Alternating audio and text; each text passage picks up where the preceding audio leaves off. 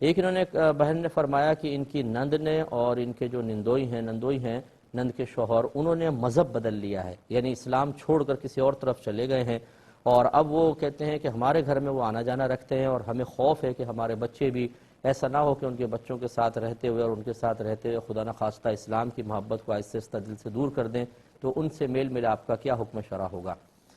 دیکھیں، یاد رکھیں، کافر دو طرح کے ہوتے ہیں، کافر اصلی ہوتا ہے، ایک کافر غیر اصلی کہہ لیں۔ کافر اصلی تو وہ جو شروع سے پیدائشی ہی کافر ہے، اس کو کافر کہتے ہیں، لیکن اگر کوئی مسلمان تھا اور اس نے پھر کفر اختیار کیا تو یہ کافر غیر اصلی مرتد کہلاتا ہے، مرتد۔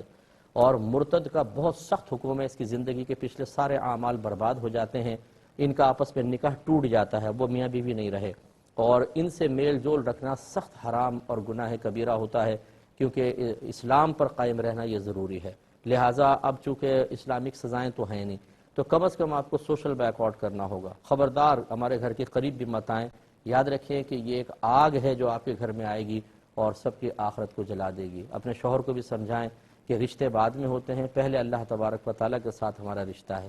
وہ رشتے بنانے والی ذات بھی ہمارے رب کی ہے، رب نے مقرر کیا، یہ باپ ہے، یہ ماں ہے، تو ان کی تعظیمیں اللہ نے بتائی ہیں، اللہ کا رزق کھاتے ہیں، اللہ کا دین ہے، اللہ تعالیٰ ہی آخرت میں جنت عطا فرمائے گا۔ تو یہ نہیں ہے کہ جب ہمیں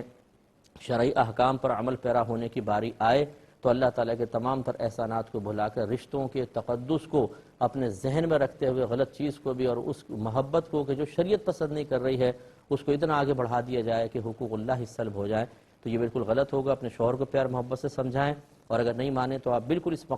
معاملے میں سختی سے سٹینڈ لے سکتی ہیں، چاہے کوئی ناراض ہو یا نہ ہو۔ ایمان کا مسئلہ ہے، اس میں بالکل نرمی کی گنجائش نہیں ہے۔